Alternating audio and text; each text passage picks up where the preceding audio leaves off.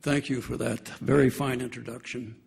And I'm greatly honored to be here in Madrid and to be presented with this prize from the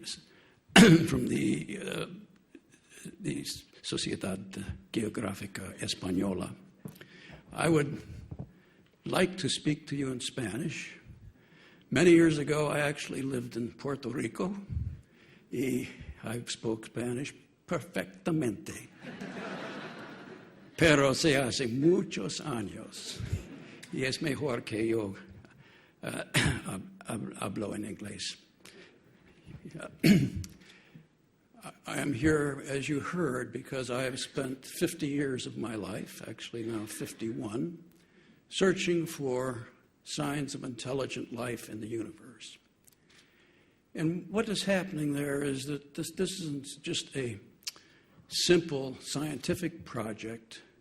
It is a much grander project because it is dealing with some of the most profound philosophical and personal questions we all have. Why are we here? What does it mean to be a human being in this universe? What is our future? What might we become? And once we learn that, in fact, our sun is not the oldest of stars, and that, as was just mentioned, there are hundreds of millions of stars in our own galaxy, are there other creatures in space? And if so, what could we learn from them? Or at least be entertained by them by finding out how they have fun. So the question of the existence of extraterrestrial intelligent life is a very profound and widespread one. It has to do with what we are and what we may become. But it also has to do with the possibility that we can learn facts of other technologies. We could learn of dangers to our existence, which we have not recognized. We might learn how other creatures such as ourselves get along with each other better, something we have still not mastered on this planet. And so this search is, to me, not just a challenge, an attempt to solve some simple scientific problem. It is rather, it is those things, but it is also aimed at answering some of our most profound and oldest philosophical questions. Now, it's nice to say all that, but we live in a very special time. Until a few years ago, we could make comments, as I just made, but we could do nothing about them. We had no practical means, no powerful means to detect other creatures in space, other worlds. We live, though, in a special time because we have crossed a threshold where, for the first time, we have technologies which can detect signs of intelligent life across the great distances which separate the stars. We do not need a super civilization out there. We do not need to have them having some exotic technology that we have not invented. If they are only like us in what they do, we can find them. And that has been true for 50 years now.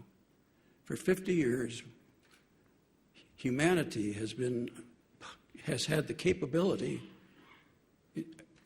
to be exploited to find other worlds in space, to find creatures, to find out some of the grand answers. What do more advanced civilizations do? Almost any civilization we find will actually be older than us. The ones that are younger than us have not yet developed technologies we can detect. But the others, and some of them must be very much older, have developed technologies which can be very useful to us. They have probably also learned what the dangers are. They will have learned whether it is folly, for instance, to colonize space. You should stay on your own home planet and make the best of it. They will know, for instance, how to produce clean energy through nuclear fusion, as occurs in the sun, something we are spending great amounts of money on, and yet have a long way to go before we have a practical, productive, cost-effective source of such energy. And so it is a great opportunity that has been presented to us, and we are slowly carrying out the searches that will at some point bring us in contact with other creatures in space. It's been going on for 50 years. We don't have to climb big mountains. We don't have to be cold, as some of the other people here had to be, or be extremely rigorous in our health and all of that. We have to exploit our minds and the benefits, the technological benefits of our civilization, particularly with regard to the construction of telescopes of both optical and radio types.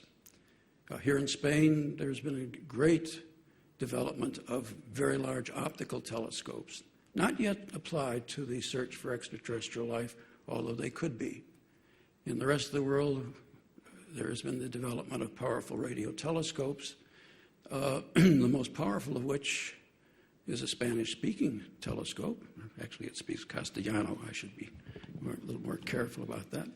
And it is in Puerto Rico, where it is now 35 years old, actually 45 years old, and yet from the first day it was built until today, it has been the largest telescope in the world and will be so for many years. This telescope, just to give you a feel for it, can detect a duplicate of itself, not from just the distance to the nearest stars, but from any star in the Milky Way galaxy. That telescope has a radio transmitter on it that transmits over 1 million watts. When concentrated into a narrow beam of energy, which is what the big dishes can do, it creates a power so intense that to duplicate it without the big dish would require you to transmit 1 million watts. That's more than the electrical power production of all the electrical plants on Earth. That signal would be detectable by a similar telescope anywhere in our galaxy.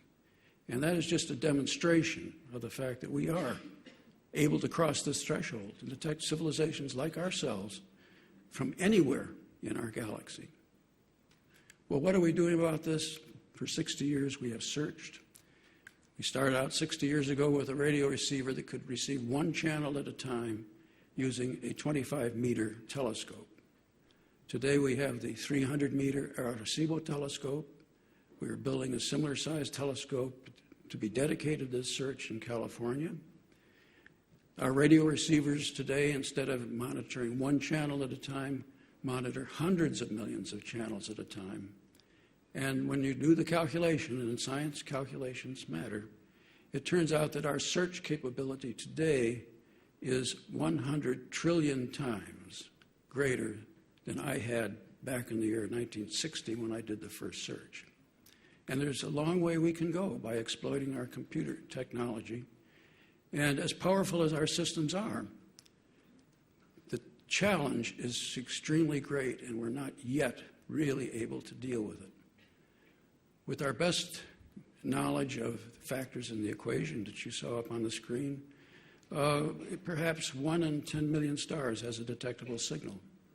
This means we must be able to search 10 million stars before we have a chance of success.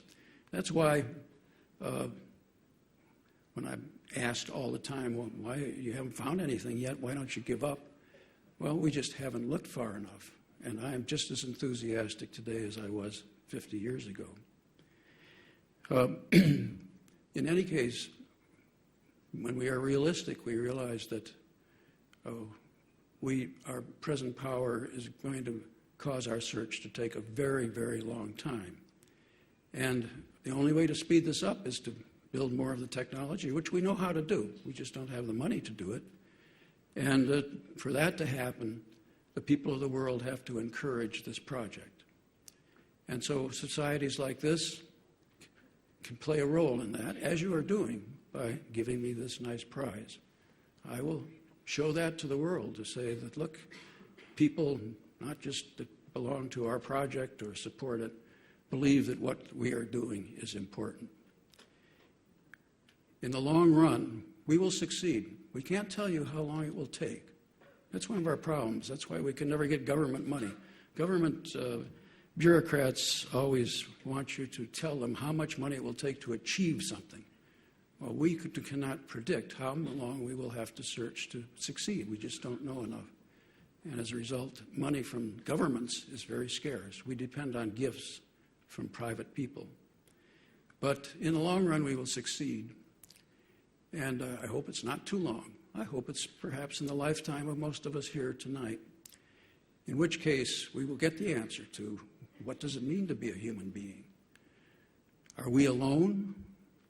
That would be an extremely important answer. It would say that our planet is very precious and we must protect it. More likely, we will find out that we are just one in many, many civilizations. And from those, we will learn wonderful things about what our future can be, what technologies are available to us, what dangers there are, which now we will know to avoid, and we will know how far we may evolve into the future. Do we connect computers to our brains? Is that what happens in the long run? We will, as has been said by others, be conducting an archaeological research, but not archaeology of the past, but the archaeology of the future. We'll be discovering what our future is, and we will be able to achieve that future and all its benefits very much faster as a result of what I and my colleagues are doing. And so I thank you very much for this prize and tell you you're not just giving a prize, you're giving an endorsement which will have some effect in speeding up the search and in the long run enriching our Earth in all the benefits of detecting another civilization much faster than it would happen otherwise. So thank you very much.